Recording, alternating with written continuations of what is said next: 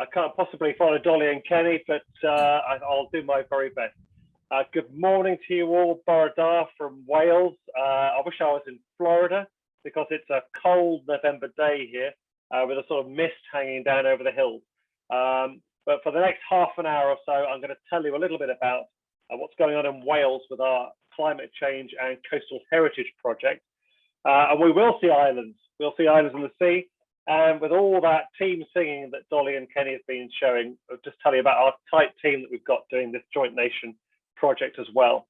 I work with the Royal Commission on the Ancient and Historical Monuments of Wales. I'm the aerial investigator, and I'm also working on the CHERISH project. So aerial photography, remote sensing is my thing, but I love getting out in the field as well.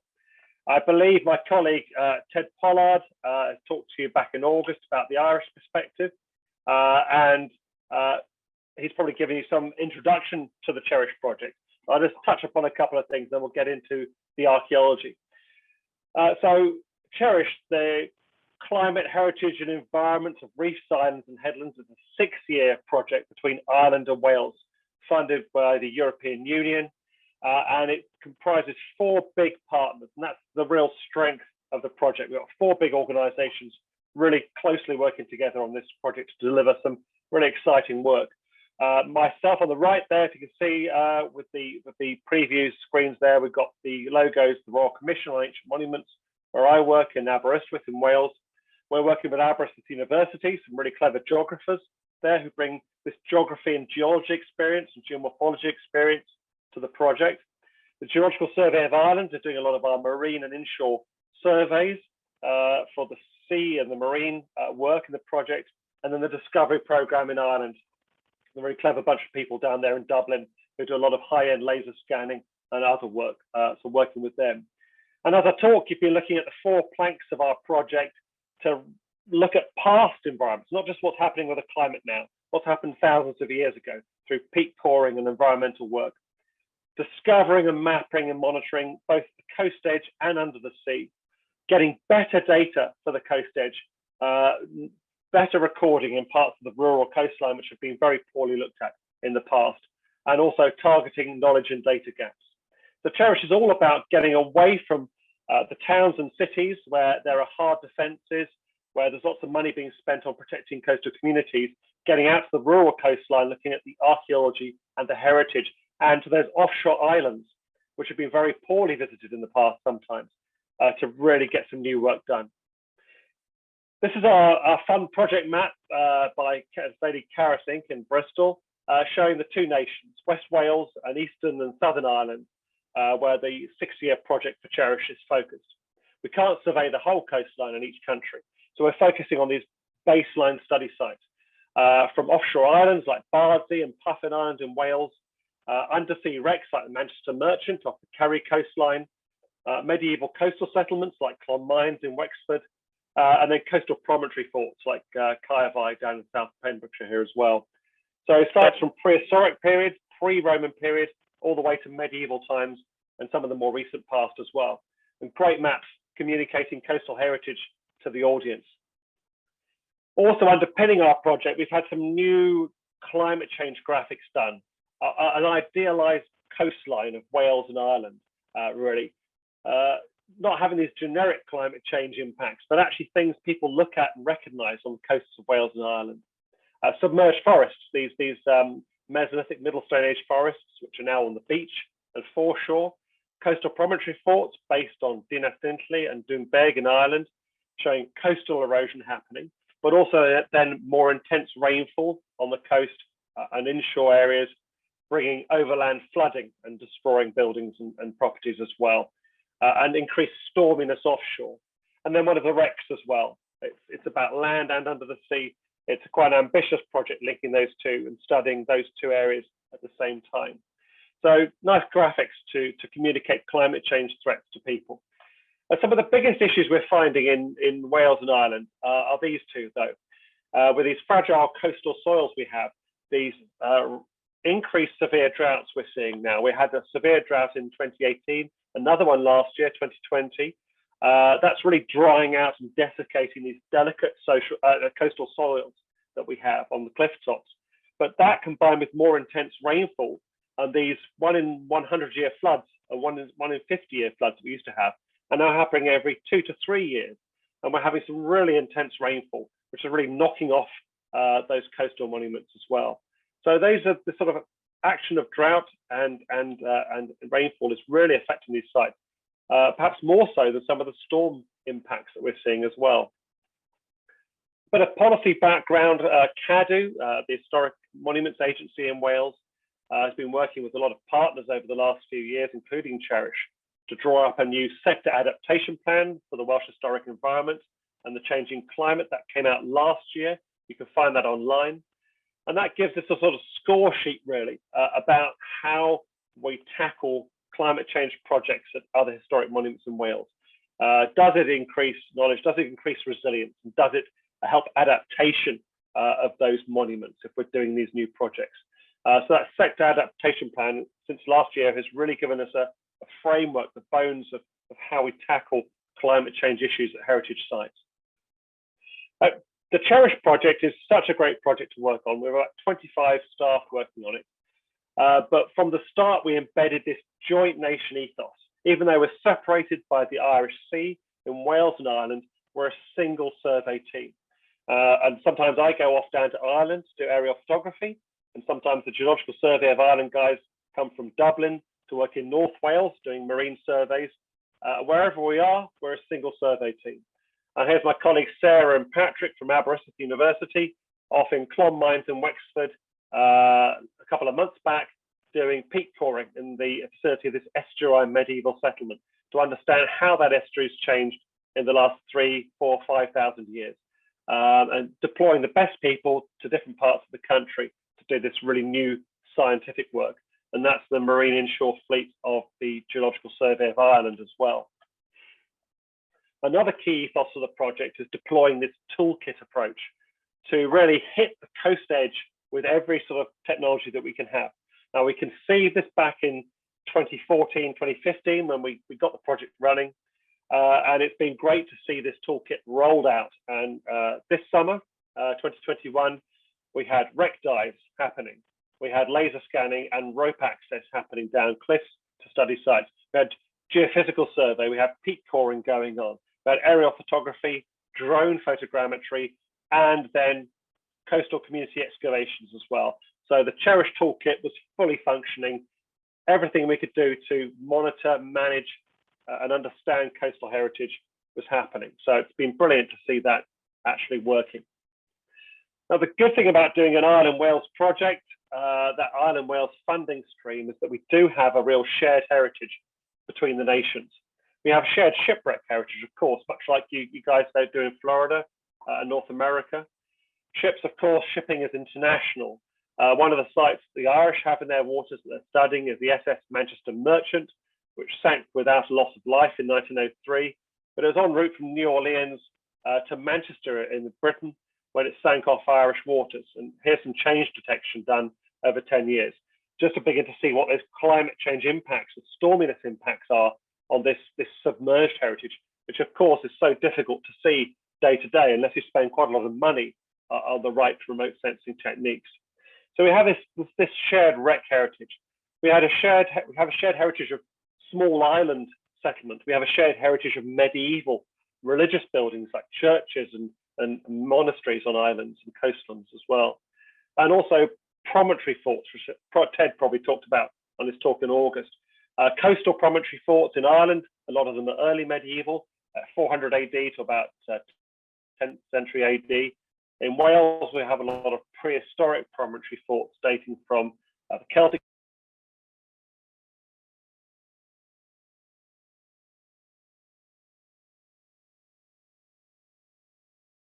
in a little bit. So for the remaining 20 minutes or so, I'm just going to talk to you about 4 projects. I talked to you about Grasholm Island. That's why we had Dolly in at the start. I'll work on Grasholm in 2019. Our project this summer on Dinas Dintley Coastal Fort, right up in the top of Wales here. And then we'll just touch upon the new work we've been doing in September on the Bronze Bell Wreck and Caerfai Promontory Fort as well, to give you a flavour of the sort of sites we're spanning across in the CHERISH project. Now, Rspb Grassholm Island, that's the Royal Society for the Protection of Birds. It's a nature reserve about 7 miles off the southwest Wales coastline, out in the Irish Sea, quite turbulent waters.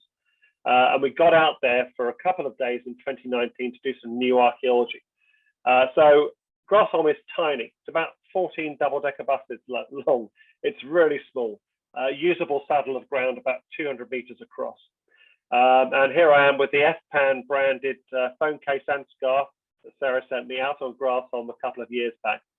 So such a small island, very remote, but actually packed with archaeology that is disappearing quite rapidly. So Grassholm, like a lot of our coastal properties in Wales, is heavily protected for its nature, its bird life. It's a national nature reserve, a site of special scientific interest, a special protected area, a special area of conservation, and within a national park. So getting to work here is quite challenging, but we've had a real welcome, good collaboration with the Rspb out here. The reason it's so important, it's home to about 10% of the world population of gannets, and the gannets build these great piles of nests out of their own guano across the island. And they also stamp their feet and parade up and down when they're mating, and that can wear away the turf cover. And you can see on Grassholm, it's revealing these amazing, what look like prehistoric stone walls and fields on this tiny rock, and houses as well. It's an amazing place. So getting out to Grassholm Island is a challenge. It's about 45 minutes by jet boat from the nearest part of the mainland, and there's no landing place or jetty or steps. So you have to nose the jet boat in and get all the equipment off, and then you're stuck on the island for a few hours with everything you need while you map the archaeology. And the smell of the gannet guano, you can smell that from quite some way away as you approach Grassholm. But it gives a feeling of this island being remote and away from people. And we know from the work we're doing there now, it was at some points in history intensely settled. Here's a little drone video. Hopefully it's a stream okay. It gives you a sense of the island. On the eastern part of the island, we have grass and turf remaining, and that's covering some upstanding archaeological sites. In the center of the island, the gannets are starting to wear away the earth, and that's exposing archaeology, and that's being attacked by more intense rainfall and drought conditions as well. But we see the stone walls and the habitations of these prehistoric settlements. And then on the western side, the gannets have established their nests and actually are actively burying the archaeology. So they're preserving it in a way, but it's also making it less visible and not easy to survey. So that gives you a sense of this tiny rock that this archaeology is sited on. Now, back in the 20th century, there was quite a bit of work done on Grassholm from time to time. In the 1940s, somebody found some Roman pottery on there, and that's still in the museum. It really is Roman pottery. So the Romans were out here at some point 2,000 years ago. Possibly it was a ritual or temple site. We have prehistoric pottery from here as well. And then in the 1970s, this pioneering archaeologist, Douglas Haig, who did a lot of coastal work, excavated out here for a few days and revealed this sort of paddock settlement with a farmhouse.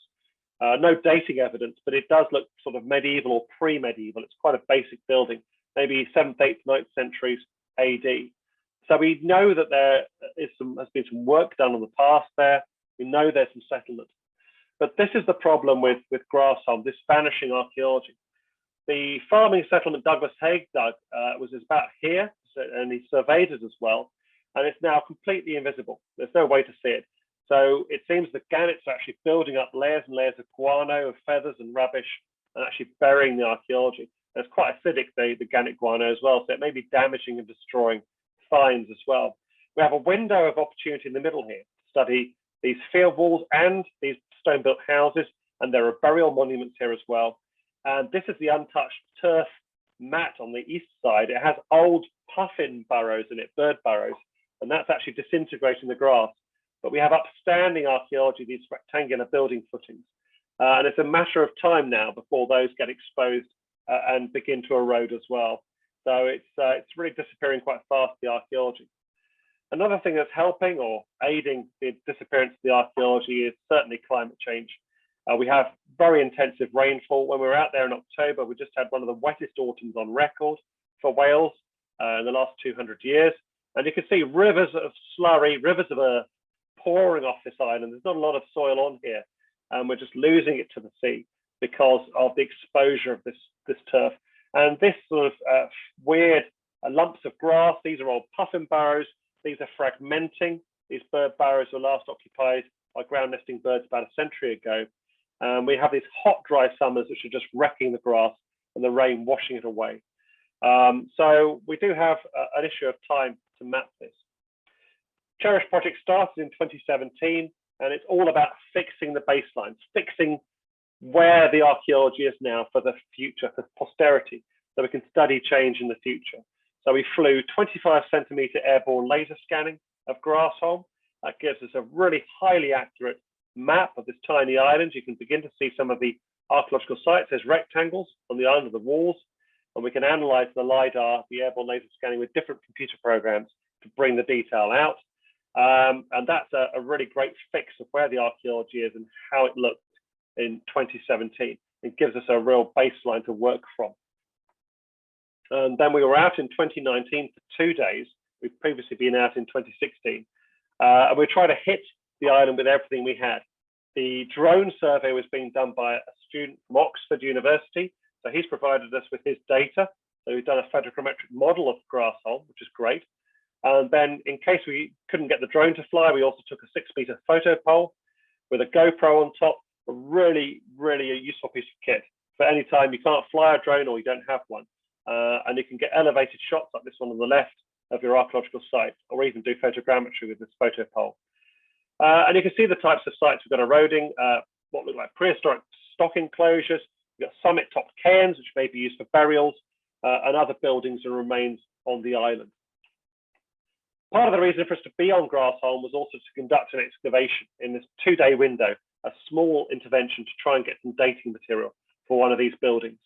And looking down on the island, we can see House 1, an oval or rectangular building, joined to field walls here, another building here, fragmentary, it's been robbed in the past, another building here, or cairn here as well. So this small farming settlement, and there's one of these big rectangles here, just about to see that there, which may be a medieval building. It's quite interesting.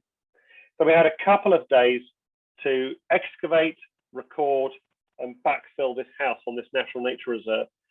And we can see this house. We normally expect prehistoric buildings to be round in Wales and historic period buildings to be rectangular. And this was neither. It was sort of oval, an oval ruin, but very small. Previously, these have been written off as sheep shelters or goose shelters for temporary farming. We wanted to see what the quality of the stonework was when we dug down. And you can see all around it, this rubbish that the gannets are bringing now to build their nests with. There's a lot of this plastic debris, particularly, is strangling the gannet chicks. It's a real impact of plastic pollution in our oceans. So Grassholm's a real study site for plastic pollution and its effect on nesting birds. It's a pretty grim sight to see. So in a day, or in a few hours, we managed to cut a small trench over one of these walls of this building and cut down into this layer of stinking gannet guano, and also all this recent rain had brought the water table up. So we cut down about 30 centimeters, but that was enough to show that we had a very formal dressed stone making up this wall. It's not a random farm shelter. It's an actual house, a building with proper wall faces. And we could probe down to the floor level, and we've got nearly 1 meter of stone wall standing here, but it's infilled by collapsed stone and gannet poo as well. So that's really burying this archaeology. No finds, very acidic contexts around this wall, but it starts to show we have some properly built buildings on this island. And so the thing to do now is to go back and do some more excavations, but we really should have had hazmat suits on. We were digging with jackets and trousers, and it's a filthy environment. And this is October 2019, a few months before COVID really broke out. But next time we go back, we'll have the full kit on, because it's not an environment to wipe your face with your glove after digging. It's challenging. But it's brilliant what you can do with small intervention, timed intervention in these remote sites which are difficult to get to, just to get some more information.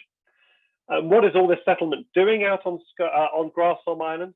We know we've got prehistoric settlement out there. We know we've probably got pre-medieval settlement. It feels remote to us nowadays, but actually in the past, this island would have been in the middle of international seaways. 7 miles away from Grassholm on an outer reef, we have a sport diver find from the 70s of a Viking sword hilt, from a Viking shipwreck. That's a reconstruction of the sword. So we know Vikings in the 9th and 10th centuries AD were sailing around Grassholm and the nearby reef. And from North Wales, we have a classical anchor stock from a 1st century BC Mediterranean ship in Welsh waters. This is actually a lead anchor stock from about 1st century BC. So we have Romans, Greeks, Vikings, everybody out in these international seaways, and all of them, if they're caught in storms or if they fancied settling somewhere, Grassholm would have been a good spot to stay. So remote, far away nowadays, but actually once very well settled.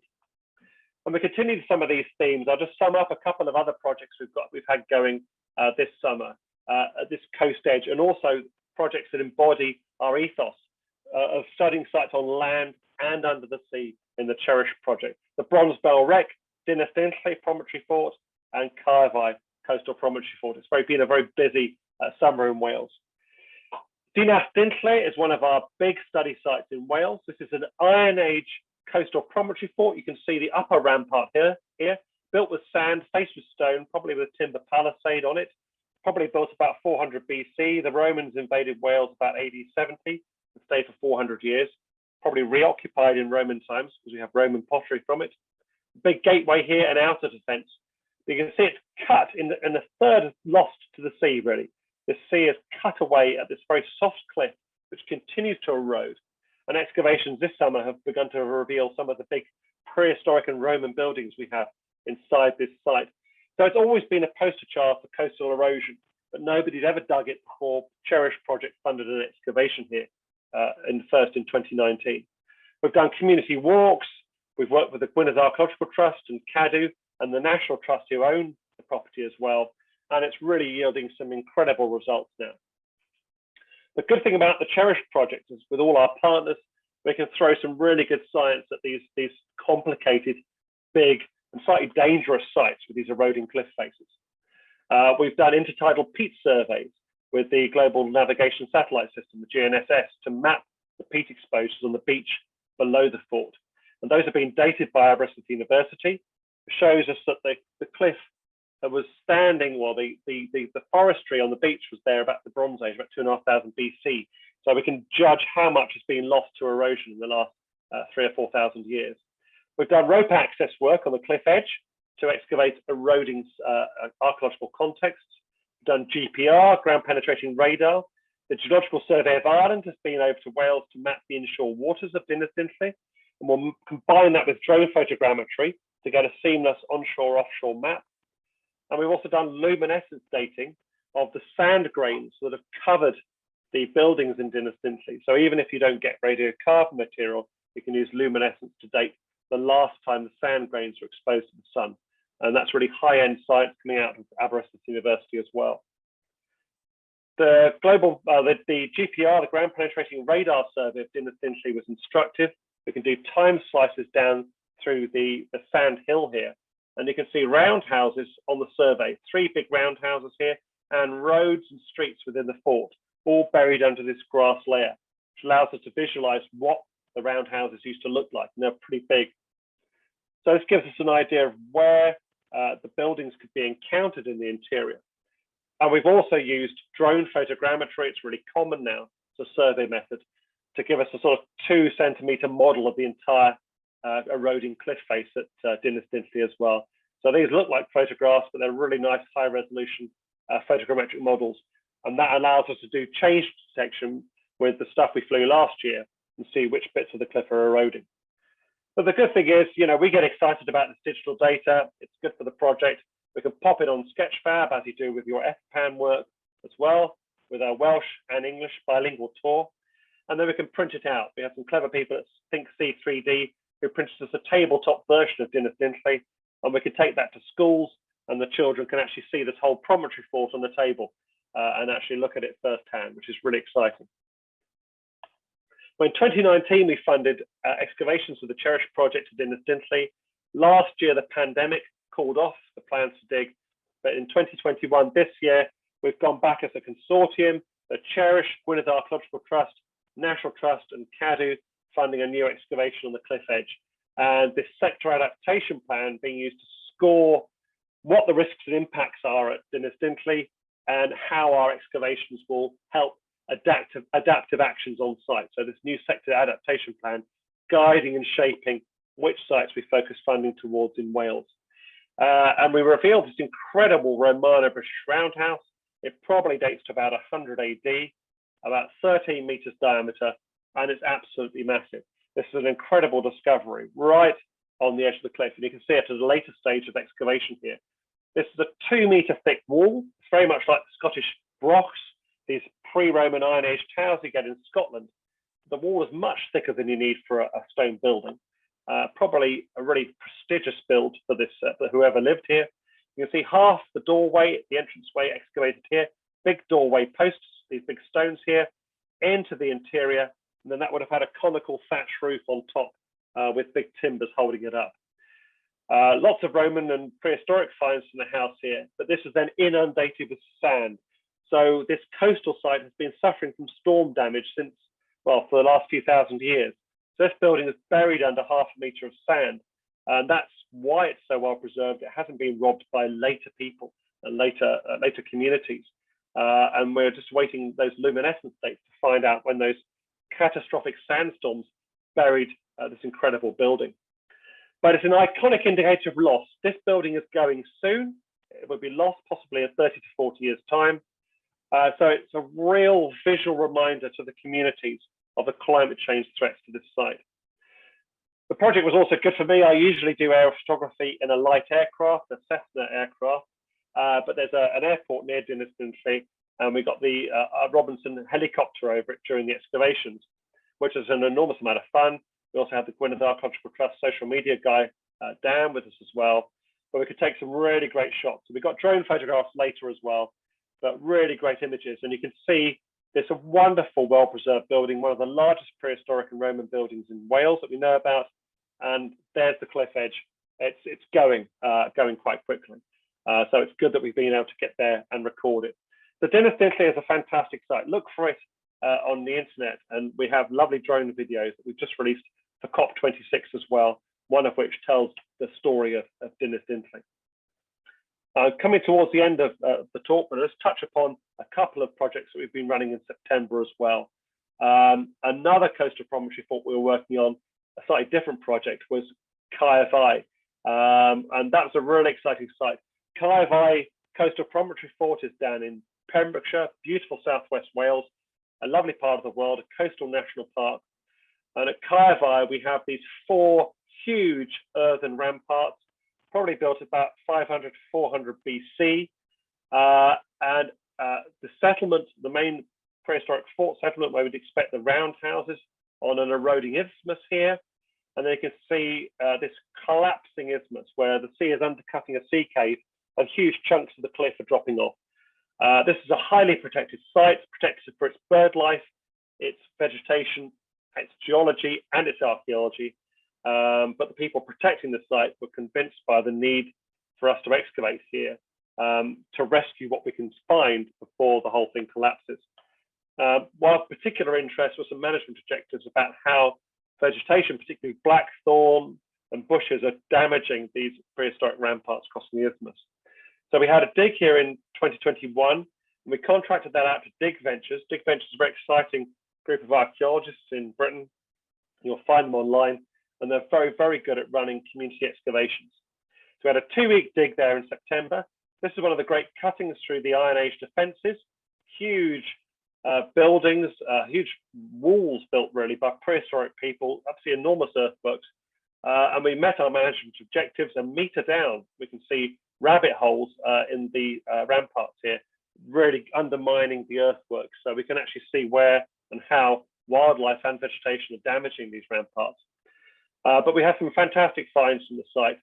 Really good active volunteer engagement, about 70 volunteers on site, some people who've never done archaeology before, people from local schools, local farms, people taking a day off work, all coming to this site to see what archaeology is about.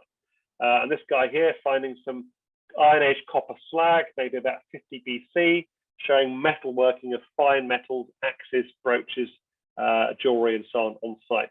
And this copper slag being discovered. It was a really great project Here you can see a drone view looking out from the excavations on a beautiful Pembrokeshire evening. We always popped into the sea for a dip after work as well, looking out to Western Pembrokeshire, Grassholm's offshore, another 7 miles off there. We found Iron Age slingshot. These are these smooth beach pebbles that were collected and brought up to the fort to use as a sling, a bit like David and Goliath, if people were attacking the fort. So you can kill somebody at 60 meters with a well-aimed slingshot. Rubbing stones for processing skins and furs, and also for making and fabricating tools. And also these stones are used in metalworking. And this guy here, this chap, never excavated on a fort before. He hadn't got much encouragement at school about what he wanted to do for a career. And he'd come in on his motorbike every day to the site, about an hour on a motorbike to get to Carvai in the morning. And he found some great stuff, including this spindle whorl for helping with weaving in the Iron Age. And there's our project mascot, Tufty, on a buried Iron Age wall. So a really great project. Kim Teal on Dig Ventures summed it up with 150 plus volunteers, youth rangers, 5 staff, and hundreds of visitors.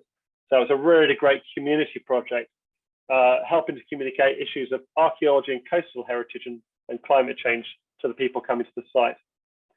And just towards the end of my talk, just a couple of slides just to touch upon this very exciting wreck dive we funded as well in September that I know there's going to be a big talk about just after the new year. This was the Bronze Bell wreck off the North Wales coast. This is, when it comes to funding wreck dives, I'm sure you know, everything's very expensive. It's very, very complicated. You need the professional people in to do this. And we funded this company, MSDF Marine, to look at this wreck, this protected wreck. And they did such a wonderful job. It's a protected wreck. We have 6 protected wrecks in Welsh waters. So very, very few protected wrecks. And this is a 17th century or 18th century Italian ship out of Genoa in Italy. It was wrecked in Welsh waters with an incredible cargo of Carrara white marble on board the ship. So we've got this Italian Carrara marble sitting on the seabed off the Welsh coast. And I've just been listening to it this morning. There's just released this week, the Mariner's Mirror, the Maritime History of Wales podcast about the Bronze Bell wreck. I recommend if you've got 20 minutes spare, it's a really great discussion about this amazing wreck and where it was heading. It was wrecked on San Padraig, this great reef which extends from the North Wales coast. Very, very shallow bit of water. You can stand up in places on it, and all you need is a storm behind you, and it's going to wreck your ship. So the Bronze Bell wreck, an incredible vessel. This is the multi-beam scan from Cherish last year, showing this pile of Carrara marble blocks, each one about 2 meters long, really pretty substantial, some about the size of a car. Cannon, it's a very well-armed vessel, cannon lying on the seabed and anchors. And this is Geraint Jones, who MSDS Marine interviewed, an amateur archaeologist who discovered the wreck in the 70s, was metal detecting on the beach and found a medallion, dated that to the 18th century, did some archive research, found there was a wreck somewhere out there, learned to dive, got involved with other sport divers. They discovered the wreck in 1978. And the first thing they pulled off it was this Bronze Bell. And that's given a name to the wreck. We still don't have a name for the vessel. But they managed to interview Geraint Jones about it. And they did a week of diving on the wreck to look at its condition, how it's faring, and all the storminess we're getting off the Welsh coast. And they did engagement with the communities as well. So all the school children and the villagers by the harbour who couldn't get to see the wreck, of course, they were doing some work with them as well. And actually in the nearby coastal town, a few years back, they rescued one of these Carrara marble blocks from the wreck for the millennium in 2000 and carved it in the shape of this amazing carving called the Last Haul, of people hauling ropes on a ship. So that's quite a poignant memory of a reminder of this shipwreck offshore. Nobody knows where the Carrara marble was heading for. Some say the Palace of Versailles in France, but it was blown off course. Some say St. Paul's Cathedral in London. Some say Dublin. We don't know. Somebody may discover it someday in the records in Italy. But it's a fascinating story. So do look out for that podcast if you get a chance. So you've probably heard enough about Wales coastal archaeology now. Just to say, we're finishing our phase 1 project, part of the project Cherish by next June 2022. And then we have a year of phase 2, which is sharing the products of what we've done, doing more public relations, doing more working with coastal businesses, and trying to build that blue economy in Wales and Ireland, using what we've done with the science and the archaeology to have new signage, new displays in pubs and coastal businesses, and helping them work with the results of what we've discovered. And do keep an eye on our Sketchfab account and our website. My colleague Dan, who's very clever, a couple of weeks back put up some new Sketchfab models of some drone surveys we did of the South Wales coast last year, with a couple of huge promontory forts. This is Flintstone Bay Coastal Promontory Fort here, and we surveyed nearly a mile of the coast with drones. And it's a very fragile limestone coast in South Wales. It's always collapsing. So it's a place for me, you know, where I was there at the start of Cherish, putting the business plan together with others, and to actually see what we do, what we conceived, how we thought the project would be, and whether it was too ambitious. Actually see those ambitions coming to fruition this year, really, and really producing these amazing new coastal models. So there's a bit of a run through of what we're doing, but I hope that's given you an insight into what the project's about and some of the incredible sites we've been lucky enough to work on, and some of the ways we're trying to tackle climate change and its impacts on heritage in Wales and Ireland. Many thanks indeed. Diolch yn fawr.